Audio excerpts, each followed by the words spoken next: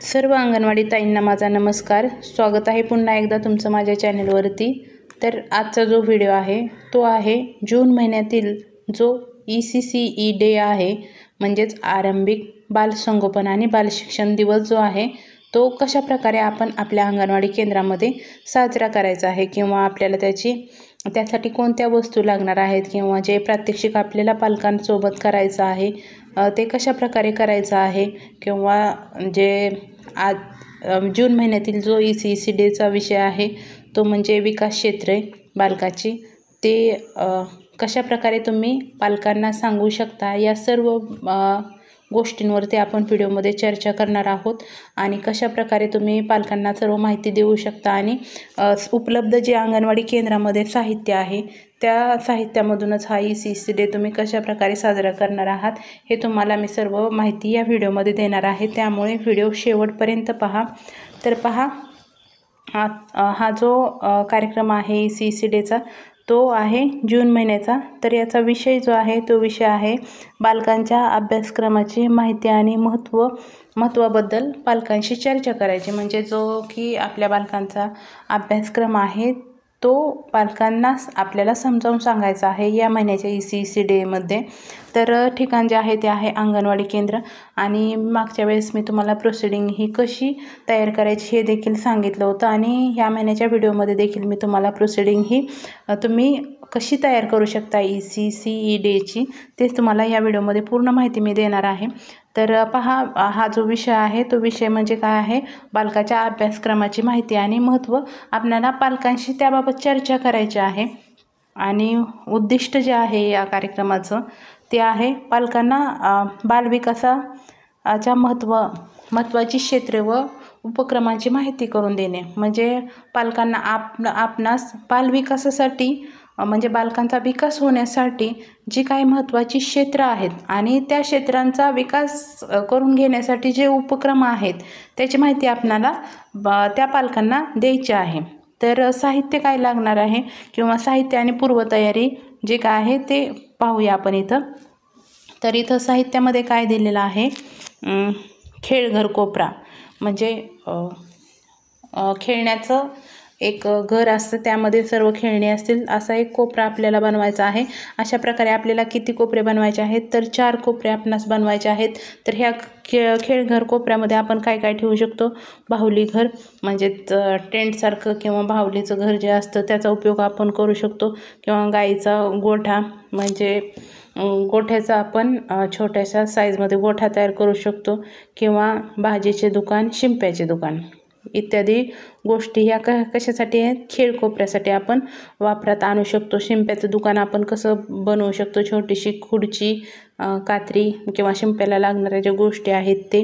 आणि जर हे साहित्य जर तुम्ही तयार करू शकत नसाल तर तुम्ही एखाद्या पेजवरती भाजीचं दुकानाचं चित्र मोठ्या साईजमध्ये प्रिंट करून आणून ठेवू शकता. कारण हे साहित्य बनवायला खूप वेळ लागणार आहे आणि सहजासहजी बनवता येण्यासारखं साहित्य नाही. त्यामुळे तुम्ही एखादी प्रिंट काढून सुद्धा भाजीच्या दुकानाची किंवा शिंप्याच्या दुकानाची त्या कोपऱ्यामध्ये ठेवू शकता. त्यानंतर पुढचा जो कोपरा आहे तो म्हणजे हस्तकाम कोपरा. तर याच्यामध्ये काय ठेवायचे, परिसरातील साहित्य वापरून रचना, रंगकाम, फाडकाम. म्हणजे तुम्ही कागद ठेवू शकता, कात्री ठेवू शकता, किंवा रंगकामामध्ये तुम्ही परिसरामध्ये जे तुमच्या उपलब्ध आहेत किंवा अंगणवाडीमध्ये उपलब्ध असणारे वेगवेगळे आकार किंवा रंगाच्या वस्तू तिथं ठेवू शकता. त्यानंतर आहे बोधात्मक कोपरा. तर बोधात्मक कोपऱ्यामध्ये काय तुम्हाला ठेवायचे आहे, पझल, मनोरे आणि तोडजोड करणारी खेळणी. आपल्याला जे पूर्वशालेय शिक्षण संच मिळाले आहेत बघा, त्याच्यामध्ये पझल्स आपल्याला देण्यात आले आहेत. त्यानंतर मनोरेही आहेत आणि तोडजोड करण्याची खेळणी, ते बॉक्स आपल्याला दिलेले आहेत. ते देखील तुम्ही एका बुद्धात्मक कोपरा किंवा या 4 कोपऱ्यांना तुम्ही वेगवेगळी नावं द्या. खेळ कोपरा एक, त्यानंतर दुसऱ्या कोपऱ्याला तुम्ही हस्तकाम कोपरा आणि बौद्धात्मक कोपरा आणि वाचन कोपरा असे 4 कोपऱ्यांना 4 नावं द्या तुम्ही. त्यानंतर गोष्टीची पुस्तके, फ्लॅश कार्ड, चित्रांची पुस्तके आणि हे वाचन साहित्यामध्ये ठेवायचं आहे, ज्यामध्ये आपल्याला मिळालेले जे पूर्वशालेय शिक्षण संच आहेत त्यामध्ये काही पुस्तके आहेत बघा, त्याच्यामध्ये गोष्टी आहेत, ती पुस्तके तुम्ही त्या कोपऱ्यामध्ये ठेवू शकता. तर हे झालं पूर्वतयारी किंवा आपल्याला साहित्य ECCE डेसाठी लागणारं काय काय आहे ते आपण पाहिलं. त्यानंतर पुढील जे आहे ते मुक्त खेळासाठी उपरोक्तप्रमाणे साहित्य तयार करून घ्यायचं आहे आपल्याला.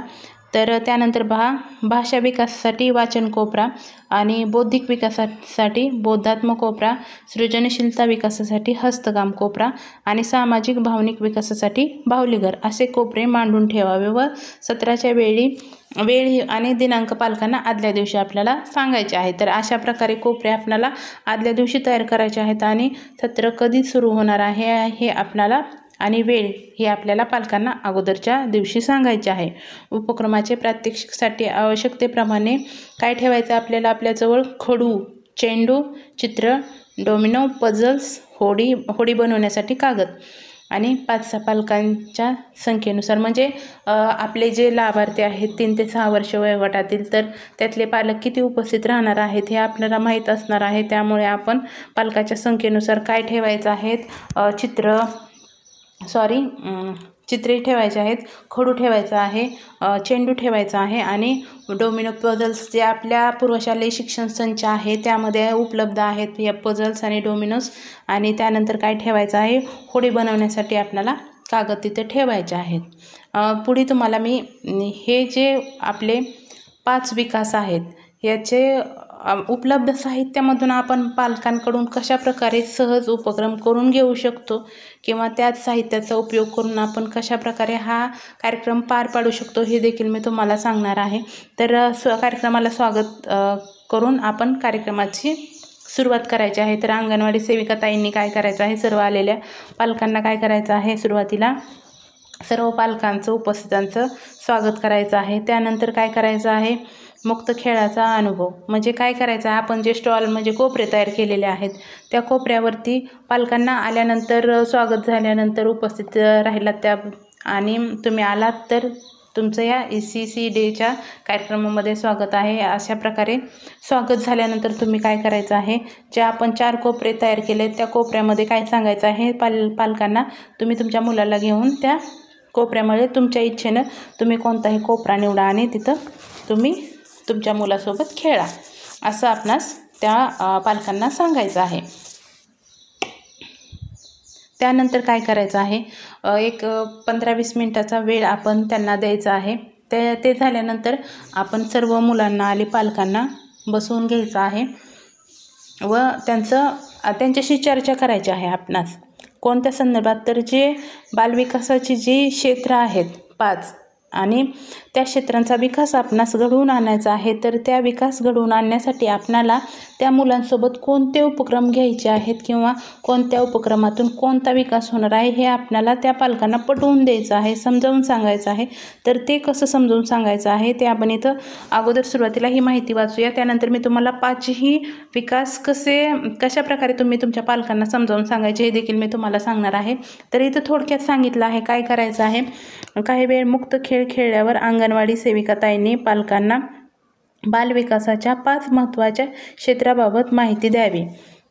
तर काय करायचं आहे? अंगणवाडी सेविका ताईंनी जे पालकांचे 5 विकास क्षेत्र आहेत त्यांची पालकांना माहिती द्यायची आहे.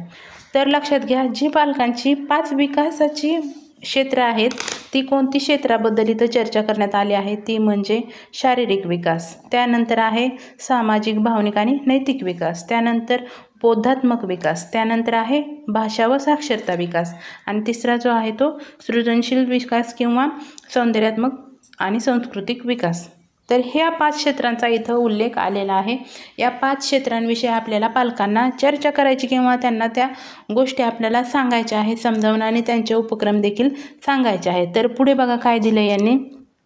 समजण्यासाठी त्या प्रत्येक क्षेत्राचं वर्णन करताना एक बोट दाखवून उदाहरण देऊन माहिती सांगावी. म्हणजे आपल्याला विकास किती आहेत? 5 आणि आपल्या हाताला बोटे ही 5 आहेत. तर एका विकासाची माहिती सांगितल्यानंतर एका बोटात वरी केलं तरी चालेल, दुसऱ्या विकासाचं विकासाविषयी माहिती सांगितल्यानंतर दुसरं बोट आणि अशा प्रकारे तुम्ही 5ही विकास त्या मुलांचा सांगायचा, त्या पालकांना सांगायचं आहे की हे 5 विकास आहेत. आणि पुढे वाचूया आपण. वाचून मी तुम्हाला सांगते आणि शेवटी मी तुम्हाला यानंतर माहिती कशी 5 विकासाची द्यायची ते देखील सांगते. तर आपण पहिल्यांदा वाचून घेऊया सर्व. तर इथं बघा, माहिती सांगा. उदाहरणार्थ काय सांगायचं आहे आपल्याला? गाणी, गोष्टी, चित्र वाचन यापासून मुलांचा भाषिक विकास होतो. याप्रमाणे इतर क्षेत्रांची माहिती सांगा. म्हणजे इथं फक्त कशाची माहिती सांगितली आपल्याला? भाषा विकासाची माहिती सांगितली, उदाहरण देऊन सांगितले. पण आपल्याला 5ही पण विकासाची माहिती त्या पालकांना द्यायची आहे. ती कशी द्यायची ते देखील आपण पुढे पाहूया. शेवटी 5ही बोटे एकत्र करून सांगा की जसे हाताचा योग्य वापर करण्यासाठी 5 बोटांची आवश्यकता असते, तसेच बालकाचा सर्वांगीण विकास होण्यासाठी बालकाच्या शारीरिक, भाषिक, बौद्धिक, सामाजिक, भावनिक आणि सृजनशील या 5 क्षेत्रांचा समतोल विकास होणे गरजेचे असते. अंगणवाडीतील मुले दररोज अशा विविध कृती करतात ज्यामुळे बालकांच्या उपक्रमाद्वारे सर्व क्षेत्रांचा विकास होतो. तर पहा, इथं तुम्हाला एका क्षेत्राची माहिती सांगितली आहे आणि इथं पुढे त्यांनी क्षेत्र पण सांगितले आहेत बघा. तर तुम्हाला प्रत्येक क्षेत्र त्या पालकांपुढे स्पष्ट करावं लागेल की कोणत्या क्षेत्राचा विकास होण्यासाठी कोणत्या कृती घ्यायच्या आहेत. तर इथं फक्त एकाच विकासाबद्दल तुम्हाला चर्चा इथं झालेली पाहायला मिळते. तर आपण 5ची देखील विकासाबाबत चर्चा करू किंवा त्यामध्ये कोणते उपक्रम येतात हे देखील मी तुम्हाला सांगते. तर पहा, इथं पहिला जो विकास आहे बालकांचा तो आहे शारीरिक विकास. तर शारीरिक विकासामध्ये पहा 2 विकास येतात, ते म्हणजे लहान स्नायूचा विकास आणि मोठ्या स्नायूचा विकास. तर मोठ्या स्नायूच्या विकासामध्ये तुम्ही पालकांना सांगू शकता झोका खेळणे, उडी मारणे, बॉल खेळणे, हे जे कृती येतात हे उपक्रम येतात ते मोठ्या स्नायूच्या विकासामध्ये येतात. तर लहान स्नायूचा विकास जो आहे तो म्हणजे दोरा, मणी ओवणे किंवा हाताने ज्या कृती होतात, कलर देणे चित्रावरती, हे जे विकास आहेत, किंवा एखादी मातीच्या चिखलापासून एखादी वस्तू बनवणे, हा देखील पण दोन्ही क्षेत्राशी रिलेटेड हा विकास होणार आहे त्या बालकाचा. तर जे लहान लहान कृती बालकं करणार आहेत ते तुम्हाला सांगायचं आहे की त्या कृती कशात येतात? तर शारीरिक विकास. ह्या कृती केल्यामुळे काय होणार आहे? बालकांनी उड्या मारणे, या कृतीमधून काय होणार आहे? त्या बालकांचा खेळातून शारीरिक विकास होणार आहे. त्यानंतर पुढचा जो क्षेत्र आहे म्हणजे विकासाचं ते आहे भाषिक क्षेत्र. तर भाषा विकासाबाबत इथं सांगितलं आहे बघा. भाषा विकास म्हणजे काय? बालक जेव्हा घरातून बाहेर पडतं, अंगणवाडी केंद्रामध्ये येतं, तेव्हा त्याच्या कानावरती जे शब्द पडलेले असतात ते ठराविक असतात किंवा त्यांचा जो शब्दकोश असतो तो कमी असतो. तर भाषा विकास म्हणजे काय की त्यांचा आपल्याला उद्दिष्ट काय ठेवायचं की त्या बालकांचा आपल्याला भाषेचा जो संग्रह आहे तो वाढवायचा आहे. नवीन नवीन शब्द त्याच्या कानावरती पडले पाहिजे, त्या बालकाचा तो शब्दसंग्रह वाढत गेला पाहिजे. त्याच्यासाठी आपण काय करू शकतो? गाणी म्हणू शकतो. गाण्यातून नवीन नवीन बालक शब्द शिकणार आहे, ऐकणार आहेत, कृतीत येणार आहेत. त्याच्या गाणी, गोष्टी, चित्र किंवा एखाद्या चित्र दाखवून तुम्ही त्याचं वर्णन करायला बालकाला सांगू शकता. एखाद्या बाजारचे चित्र तुम्ही दाखवू शकता, एखाद्या गार्डनचं चित्र दाखवू शकता. त्यानंतर त्या बालकाला सांगू शकता की या वस्तू कोणत्या आहेत, याची नावं काय आहेत. त्यानंतर ह्या गोष्टीमधून काय होणार आहे? त्या बालकाचा भाषिक विकास होणार आहे. म्हणजे जी भाषेवरची पकड आहे त्या बालकाची ती मजबूत होणार आहे. भाषा विकास त्या बालकाचा चांगल्या प्रकारे होणार आहे. तर त्यानंतर पुढचा जो विकास क्षेत्र आहे ते म्हणजे बौद्धिक क्षेत्र. बौद्धिक, सामाजिक, भावनिक. तर पुढचं जे क्षेत्र आहे ते म्हणजे बौद्धिक क्षेत्र. तर या बौद्धिक क्षेत्रामध्ये तुम्ही कशा प्रकारे बौद्धिक क्षेत्र पालकांना एक्सप्लेन करू शकता? तर पहा, बौद्धिक क्षेत्रामध्ये आपण काय करू शकतो? वेगवेगळ्या कलरचे मणी घेऊ शकतो. तर त्या वेगवेगळ्या कलरचे मणी त्या बालकांसमोर ठेवले तर याच्यामध्ये किती कलरचे मणी आहेत? आपल्याकडे अंगणवाडी केंद्रामध्ये मणी आहेत उपलब्ध, त्याच्यामधून तुम्ही वेगवेगळ्या कलरचे मणी वेगवेगळे करायला सांगू शकता किंवा वेगवेगळ्या आकाराच्या वस्तू त्या बालकांसमोर ठेवू शकता आणि त्या वस्तू वेगवेगळ्या करण्यास सांगू शकता. किंवा तुमच्यासमोर ठेवलेल्या वस्तू किती आहेत आणि कोणत्या कलरच्या वस्तू किती आहेत, अशा प्रकारे देखील तुम्ही त्या पालकांना सांगू शकता की हे बौद्धिक विकासामध्ये येणार आहे. त्यामुळे त्या बालकाच्या ज्या कन्सेप्ट आहेत त्या क्लिअर होणार आहेत बौद्धिक विकासाच्या. किंवा तुम्ही ठोकळे जोडण्यास सांगू शकता. एखाद्या प्राण्याचं जे पझल्सचं असतं बघा, ते जोडून त्या प्राणी बनवायला सांगू शकता. त्यामुळे त्या बालकाचा बौद्धिक विकास होणार आहे. किंवा आपल्याकडे अंगणवाडी केंद्रामध्ये ते ब्लॉकेज आहेत बघा, त्याच्यापासून आगगाडी तयार करण्यास सांगू शकता. किंवा सारखे आकार ओळखण्यास सांगू शकता. वेगवेगळ्या झाडाची पाने आणून तुम्ही तिथे ठेवू शकता आणि प्रत्येक आकाराचं पान वेगळं करण्यास त्या पालकास सांगू शकता किंवा बालकास सांगू शकता. किंवा पालकांना जर तुम्हाला एक्सप्लेन करायचं असेल तर तुम्ही वेगवेगळ्या आकाराची त्यांच्या घरामध्ये हा उपक्रम करण्यासाठी वेगवेगळ्या आकाराची भांडी घेऊ शकता आणि वेगवेगळ्या आकाराची भांडी वेगवेगळी करण्यास सांगू शकता. अशा प्रकारे तुम्हाला बौद्धिक विकास त्या पालकांपुढे एक्सप्लेन करायचा आहे. भाषा विकास झाला, त्यानंतर शारीरिक विकास, सामाजिक, भावनिक विकास. सामाजिक आणि भावनिक विकास जो आहे ते तुम्ही कसं त्या पालकांना सांगू शकता. तर पहा, सामाजिक जो विकास आहे ते तुम्ही सुरुवातीला आल्यानंतर भावनिक आणि सामाजिक विकास. तर याच्यामध्ये बालक काय शिकतं, नैतिक गोष्टी शिकतं, म्हणजे कसं राहायला पाहिजे, कसं बोलायला पाहिजे. किंवा बालक आपल्या भावना व्यक्त करायला शिकलं पाहिजे. त्याला जर एखादी गोष्ट वाईट वाटली तर ते व्यक्त करता आली पाहिजे. त्याला एखाद्या गोष्टीचा आनंद झाला तर तो देखील त्यांना व्यक्त करता आला पाहिजे. किंवा तुम्ही असं पालकांना सांगू शकता की एखादं खेळणं जेव्हा बालक एका दुसऱ्या मुलाशी शेअर करतं किंवा एकमेकाशी ते मिळून जेव्हा खेळतात तेव्हा त्या गोष्टीचा त्यांचा विकास होणार आहे. सामाजिक आणि भावनिक विकास होणार आहे. त्यानंतर पुढचा जो विकास आहे तो आहे सृजनशीलता. सृजनशीलता म्हणजे काय, तर सृजनशीलतेमध्ये पालक बालकांसाठी नवीन नवीन गोष्टी शिकवू शकतात. म्हणजे त्यांच्या कलागुणांना तिथून वाव मिळणार आहे. म्हणजे एखादा चिखलाचा गोळा त्या बालकाला दिला आणि सांगितलं की तुला आवडतं ते फळ बनव किंवा तुला आवडतं ते त्याच्यापासून प्राणी बनव, त्याच्यामधून किंवा एखादे फूल बनव, जे त्याला आवडेल ते त्याला बनवायला सांगू शकतात पालक. त्याच्यामधून काय होणार आहे, नवीन शिकण्याची वृत्ती त्या बालकामध्ये येणार आहे आणि नवीन गोष्टी ते बालक शिकणार आहे. अशा प्रकारे तुम्हाला काय करायचं आहे, सृजनशीलता हा देखील, किंवा कागद आहे, कागदापासून होडी बनवायची, कागदापासून टोपी बनवायची, अशा प्रकारे ज्या वस्तू त्याला उपलब्ध होतील त्याच्यातून काहीतरी नवीन बनवण्याचं ते बालकाला काय करायला लावायचं आहे, पालकाने प्रयत्न करायचा आहे. अशा प्रकारे तुम्हाला पालकांना सर्व विकास सांगावे लागतील. आणि त्यानंतर जो सांगितलेला इथं मुद्दा आहे, अशा प्रकारे हे हाताची बोटे तुम्हाला 5 दाखवून त्या पालकांना सांगायचे की आहे की हे आहेत 5 विकास आणि या 5 विकासांना बरोबरीने घेऊन चालून आपल्याला त्या बालकाचा सर्वांगीण विकास करायचा आहे. म्हणजे या 5 बोटातील कुठलेही बोट सुटता कामा नये. सर्व विकासांना आपल्याला धरून चालायचं आहे. त्या बालकाचा सर्वांगीण विकास करायचा असेल तर कोणत्याही म्हणजे पालकांची ओढ ही कुठं आहे, तर बौद्धिक विकासाकडे आहे. तर पालकांना आपल्याला समजावून सांगायचं आहे की फक्त बौद्धिक विकास झाला म्हणजे त्या बालकाचा सर्वांगीण विकास झाला असं नाही, तर बाकीचे जे 4 विकास आहेत त्या देखील विकासाचा तेवढाच लक्ष केंद्रित करणं पालकांनी गरजेचं आहे. आणि या सर्व 5 देखील विकासाचं लक्ष केंद्रित करून बालकांचा सर्वांगीण विकास होणार आहे. अशा प्रकारे तुम्हाला त्या पालकांना सांगायचं आहे समजावून.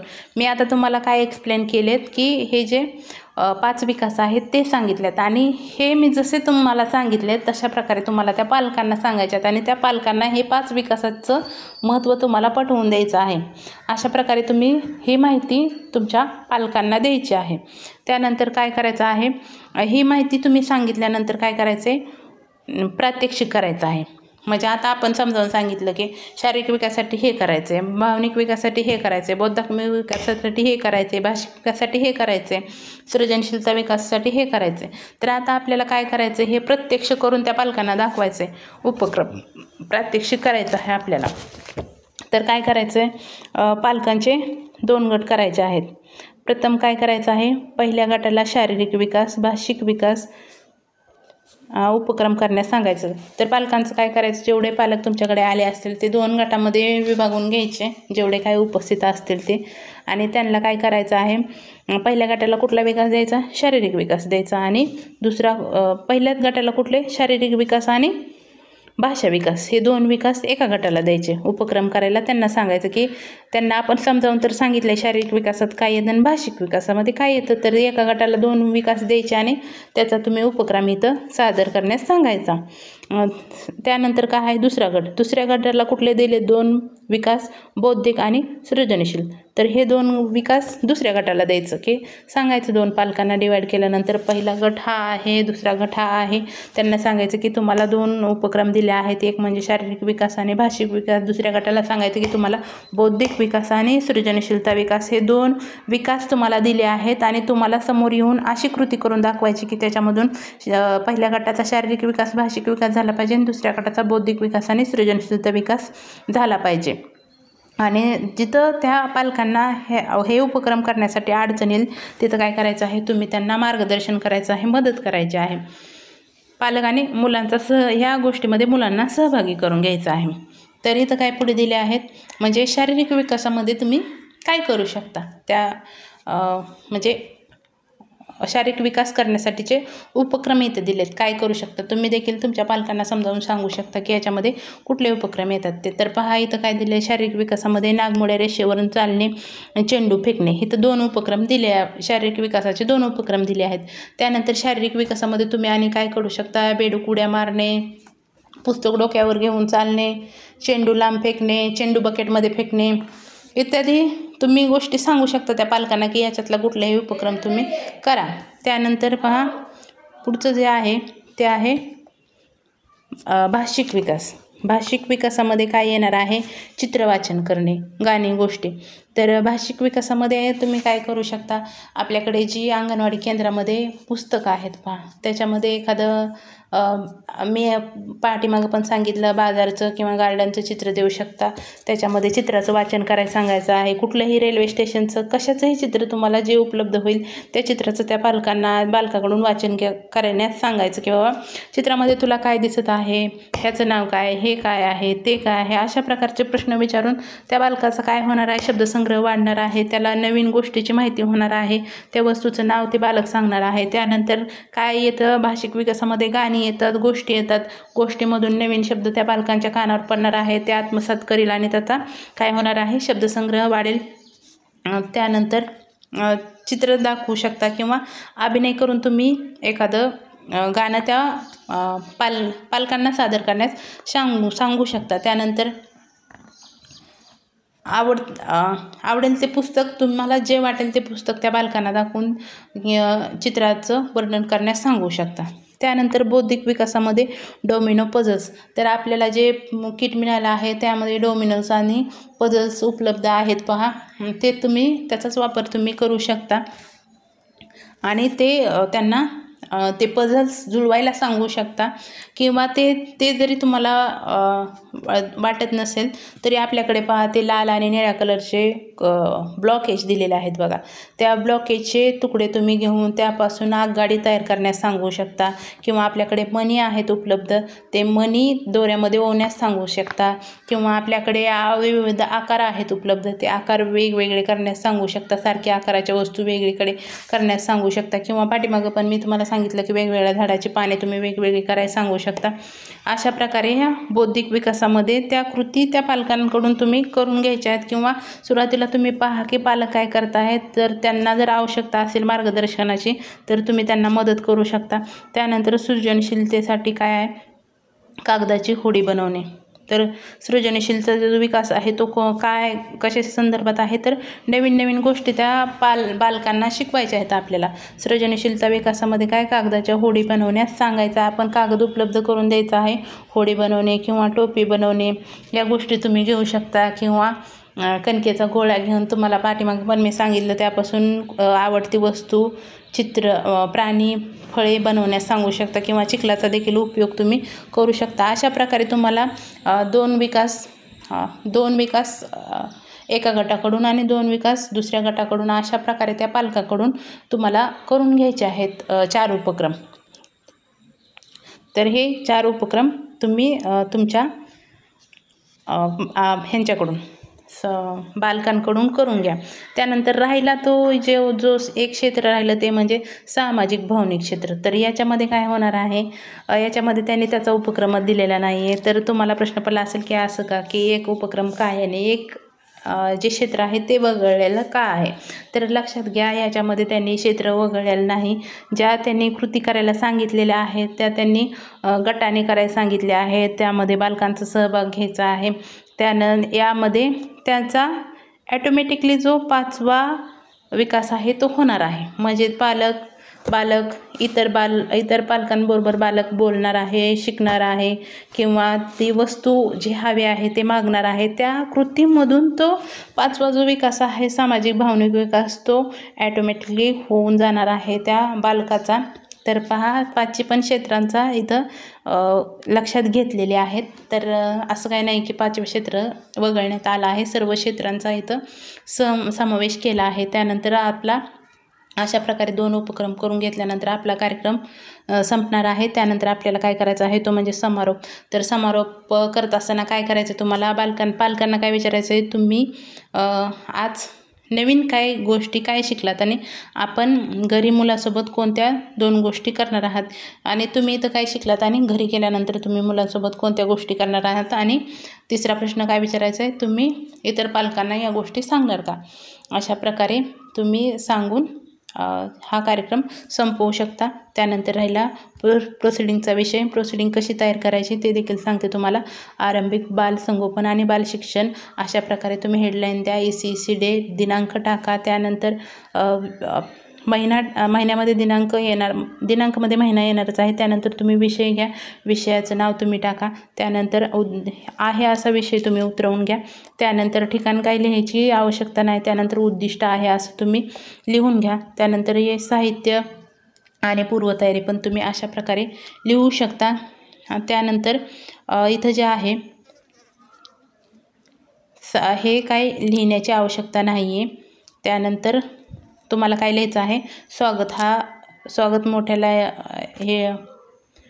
स्वागत हा मुद्दा पुढचा घ्या। त्यानंतर फक्त लिहा याच्यामध्ये की अंगणवाडी सेविकाताईंनी म्हणजे आज ECC डेच्या कार्यक्रमासाठी उपस्थित राहिलेल्या सर्व पालकांचे स्वागत करण्यात आले, एवढ्या एका लाईनमध्ये हे स्वागत तुम्ही लिहू शकता।